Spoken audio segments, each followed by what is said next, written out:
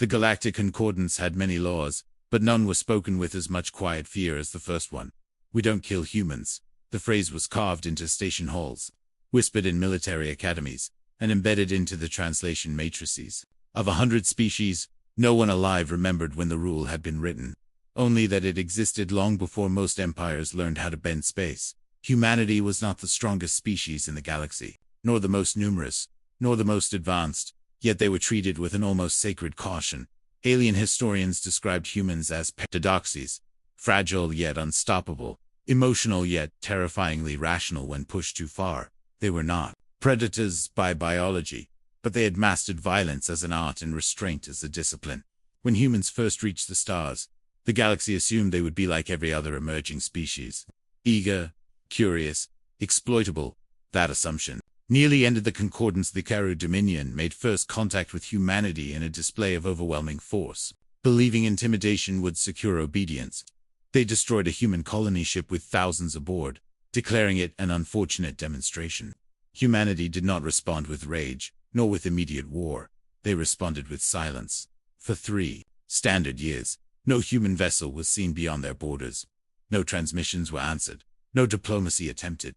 Then the stars began to go dark around Karu systems. Supply routes vanished. Communications collapsed, and entire fleets were found intact but empty. Crews missing without signs of battle. Human weapons did not burn worlds. They dismantled civilizations piece by piece. Humans targeted infrastructure, morale, logistics, and leadership with terrifying precision. They did not conquer Karu space. They rendered it irrelevant. When the Karu Dominion finally surrendered, humanity returned the surviving civilians, rebuilt orbital habitats, and left.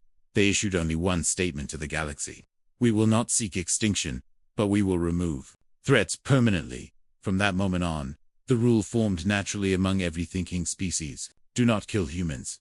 Not because they would destroy you in anger, but because they would destroy you calmly, thoughtfully, and forever. And they would sleep soundly afterward. The pirate vessel Red Hunger drifted near the outer trade lanes, its captain unaware of the invisible line he was about to cross.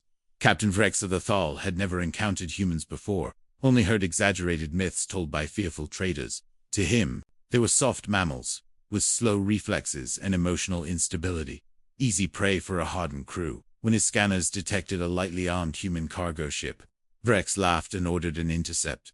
The human ship complied immediately, engines powering down without resistance. This only reinforced Vrex's arrogance as his boarding team cut through the hull. Inside, they found no weapons drawn, no barricades, only a small human crew standing calmly in the cargo bay. The human captain raised his hands and spoke in perfect, unconcordant, asking if negotiation was possible. Vrex declined and ordered the crew executed to send a message to future traders. The human captain's expression did not change, but his eyes hardened in a way the pirates failed to recognize. He simply said, "You really should not have done that." Before the order could be carried out, the human ship's AI transmitted a priority signal across multiple channels. Within minutes, every nearby jump gate shut down simultaneously. The pirate ship lost navigation control, then weapons, then life support in non-essential compartments. Vrex watched in horror as human ships emerged from hyperspace, not a fleet, but a coordinated presence. They did not fire immediately, instead, broadcasting evacuation instructions for non-combatants. When Vrex attempted to flee, his engines failed as if they had never existed. Human marines boarded with disciplined efficiency, disabling rather than slaughtering the pirates. Vrex was captured alive and placed in a containment cell. A human officer visited him later, calmly explaining the situation. No human would be killed today, because humans chose restraint, but Vrex would stand trial under human law, and his crew would face consequences designed to ensure repetition never occurred. As the pirate was led away, he finally understood the truth of the stories. Humans did not kill unnecessarily. They made survival feel like the punishment. When the Rthari collective voted to exterminate humanity, the galaxy held its breath. The Rthari were ancient, powerful, and utterly confident in their mathematical predictions. Their models concluded that humans were a long-term destabilizing factor, emotionally unpredictable and strategically dangerous. The plan was simple: strike first, strike hard. Erase humanity before retaliation became possible. Their fleets mobilized, weapons charged, and invasion routes calculated down to the second. Human intelligence detected the preparations almost immediately. Instead of raising shields or mobilizing fleets, humanity sent ambassadors. The Rthari interpreted this as weakness, further proof of emotional desperation. The ambassadors carried no threats, only records. They showed simulations of previous conflicts humanity had survived. Wars against species far stronger than themselves.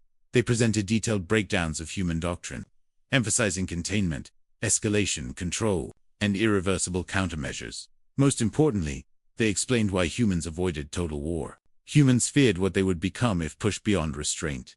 The ambassadors ended with a simple statement: "We don't kill humans. And we strongly advise you not to try." The Galactic Council dismissed the warning and ordered the attack. That order never reached the fleets. Human cyber warfare silently rewrote command hierarchies, introducing delays, redundancies, and contradictions. Supply chains collapsed under minor, invisible disruptions. Fleet morale eroded as commanders received conflicting instructions that seemed internally generated. Within weeks, the Rthari military stood paralyzed without a single human shot fired. Facing internal collapse, the collective rescinded the extermination vote. Humanity restored systems they had disrupted and withdrew completely. No territory gained, no vengeance taken. The galaxy learned a crucial lesson that day. Human mercy was not weakness. It was a deliberate choice. Generations later, alien children across the Concordance learned the rule as early as mathematics. We don't kill humans. In one quiet learning dome, a young Yiln child raised a tendril and asked a forbidden question. Why not? The teacher hesitated, then accessed archived footage. She showed images of humans laughing, grieving, rebuilding cities after disasters, and standing silently at memorials for enemies they had defeated. She explained that humans experienced emotions intensely, but trained themselves not to be ruled by them. When humans killed, it was never lightly, never without consequence. The child asked if humans were monsters. The teacher answered honestly, no, monsters kill without reflection. Humans reflected constantly. That reflection was what made them dangerous. The lesson concluded with a final truth passed down for centuries. If you kill a human, you awaken a civilization that has practiced restraint for survival. And if restraint fails, nothing remains to stop them. In the modern era, the rule still stands, etched into law and memory alike. Humanity remains active, but measured. Their fleets smaller than legend suggests, their diplomacy calm and precise. Some younger species question the ancient fear, believing the galaxy has outgrown the need for such caution. But elders remember, they remember the empty fleets, the silent systems, the wars that ended without battles. They remember that humans never asked for dominance, only boundaries. At every summit, a human delegate repeats the same words when tensions rise. We don't kill humans, and we prefer not to kill anyone else either. It is not a threat. It is a reminder, because the galaxy learned long ago that peace with humanity is not enforced by fear of death, but by understanding what humans are capable of when peace is no longer an option.